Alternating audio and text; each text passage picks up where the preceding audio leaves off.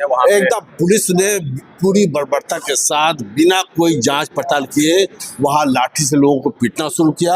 और जिस आदमी का डेथ हुआ है उसके यहाँ 6 तारीख को उसका डेथ होता है, 7 तारीख को उनकी शादी। पूरी तरह से डीके टैक्स के जरिए ट्रांसफर पोस्टिंग का सिलसिला चल रहा है।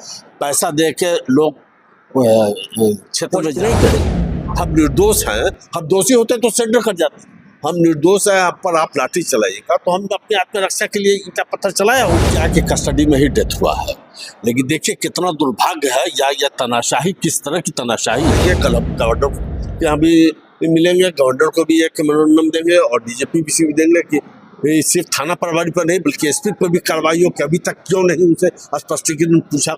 नमस्कार, आदाब, सलाम, सत श्री अकाल। आप देखना शुरू कर चुके हैं SR न्यूज़, मैं रिजवी।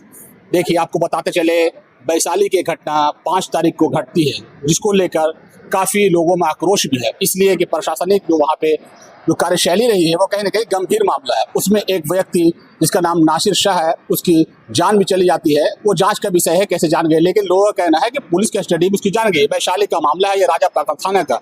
मेरे साथ मौजूद है डॉक्टर सईद मुहिबुल हसन साहब, जो राष्ट्रीय अल्पसंख्यक प्रकोष्ठ के प्रवक्ता भी हैं और मदरसा बोर्ड के भी रह चुके हैं। वो आपको बताते चले बिहार स्टेट मदरसा एजुकेशन बोर्ड के पूर्व चेयरमैन भी रह चुके हैं। तमाम बातें आपसे जानना चाहेंगे। जो राजा पाकड़ में मामला हो वैशाली जिला में, क्या घटना है? देखिए, राजा पाकड़ में घटना तो जितनी भी निंदा की जाए कम है। घटना वहाँ की यह है कि ये बच्चा जो है नासिर शाह, जिसका डेथ हुआ है पुलिस कस्टडी में, पुलिस ने भी एडमिट किया है। कल हमारे पार्टी के वरिष्ठ नेता जो विधानसभा के पूर्व अध्यक्ष थे, उन्होंने एसपी से बात किया था, वैशाली एसपी से। वैशाली एसपी ने भी एडमिट किया कि कस्टडी में ही डेथ हुआ है। लेकिन देखिए कितना दुर्भाग्य है, या यह तनाशाही किस तरह की तनाशाही है कि एसपी ने थाना प्रभारी से शोकॉज पूछने तक या होना तो ये चाहिए था कि अविलंब थाना प्रभारी को सस्पेंड करके उस पर FIR होना चाहिए था, उस पर हत्या का मुकदमा चलना चाहिए था। लेकिन अभी तक एसपी साहब ने उससे स्पष्टीकरण भी नहीं पूछा। वजह इसकी समझ लीजिए, बिहार में पूरी तरह से डीके टैक्स के जरिए ट्रांसफर पोस्टिंग का सिलसिला चल रहा है। पैसा दे के लोग क्षेत्र में जाते हैं, पोस्टिंग होता है। पसंद का जिला का है।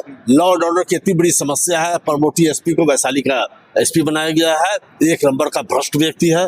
यह भ्रष्टाचार का इसका 1-2 नहीं कई उदाहरण है।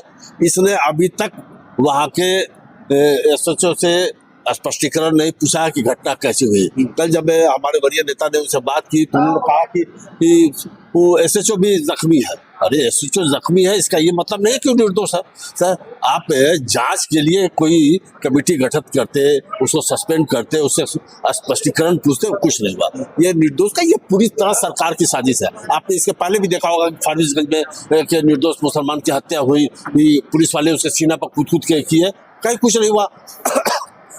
तत्कालीन गृह सचिव जो थे, जो एक तरह से समझिए कि मास्टर डॉग हैं, आज बिजली विभाग के बड़े पदाधिकारी बने हुए हैं, वह ईमानदारी का चोला ओढ़े हुए थे। वो तो प्रशासन के एक तरह से सरकार के कुत्ता थे, तो उन्होंने उसको क्लीन चिट दे दिया और वो एसपी जो है सो डीजीपी बन गया। कई लोग घायल भी उसमें बताए जा रहे हैं अभी है वहाँ पे। एकदम पुलिस ने पूरी बर्बरता के साथ बिना कोई जांच पड़ताल किए वहां लाठी से लोगों को पीटना शुरू किया।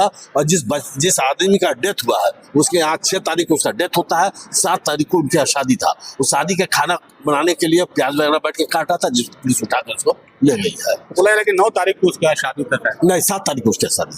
7 तारीख को उसके यहाँ शादी थी, 6 तारीख को उसका डेथ होता है।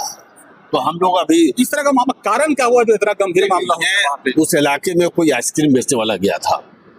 हमने जो जांच किया है, वहाँ कोई आइसक्रीम बेचने वाला गया था, किसी ने उससे 40 रुपए का आइसक्रीम ले लिया और कहा पैसा ला के देते हैं। आइसक्रीम वाले ने कुछ देर तक इंतजार किया, पैसा नहीं मिला। उसके बाद वो थाना गया, थाना से पुलिस फोर्स लेकर आया और थाने उस लड़के का आइसक्रीम वाले की भी गलती नहीं है, क्योंकि जो वहां से बात निकल के आई है उस पर यह है कि आइसक्रीम वाले की भी गलती नहीं है। आइसक्रीम वाला सिर्फ थाना वाले को लेकर आया था।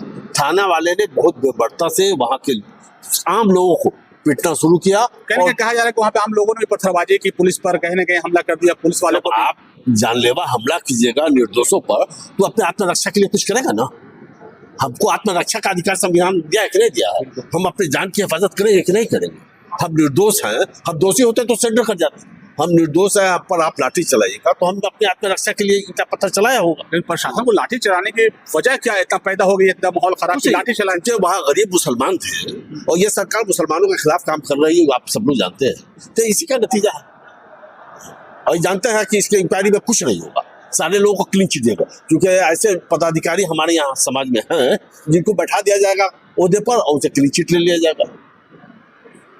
तो आपकी पार्टी क्या उसमें आगे कुछ हम लोग कल डीजीपी से मिलेंगे, डेलीगेशन हमारे पार्टी का कल डीजीपी से मिलेगा और राज्यपाल से भी हम लोग मिलेंगे, तो देंगे, नहीं होगा तो फिर इस पर चरणबद्ध आंदोलन किया जाएगा। आप राष्ट्रीय अल्पसंख्यक के प्रवक्ता हैं, जो कि खास मुसलमानों का मामला है, आप उसके अल्पसंख्यक के भी प्रवक्ता, उसको कैसे मामला को आप लोग देख रहे हैं? देखिए, हमारी पार्टी अल्पसंख्यक के होने की हैसियत से ये मामला नहीं देख रही है। हमारी पार्टी राष्ट्रीय जनता दल किसी भी निर्दोष के साथ, किसी जात बिरादरी का हो, कोई अत्याचार होगा, उसके लिए पार्टी पूरी ताकत के साथ उस निर्दोष व्यक्ति के साथ, उसके परिवार के साथ खड़ी है, और जो भी कानूनी लड़ाई होगी उसके लड़ने के लिए पार्टी हमारी सक्षम है और पार्टी लड़ेगी। क्या मदद अभी तक वहाँ पे आप लोग पहुँचा है? हमने अभी तक कोई उसको आर्थिक मदद नहीं दिया है यहाँ। आर्थिक मदद नहीं, लेकिन जाके वहाँ पे लोगों को परिचय, एक टीम वहाँ गई है लोगों से मिलने के लिए, संवेदना व्यक्त करने के लिए गई है।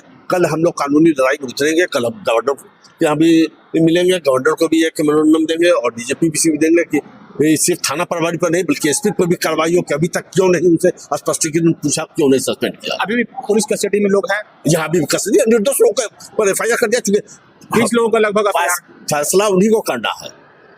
क्या कहते हैं, एफआईआर उन्हीं को लिखना है, गिरफ्तारी उन्हीं को करना है, फैसला उन्हीं को करना है, सब कुछ तो उन्हीं के हाथ में है।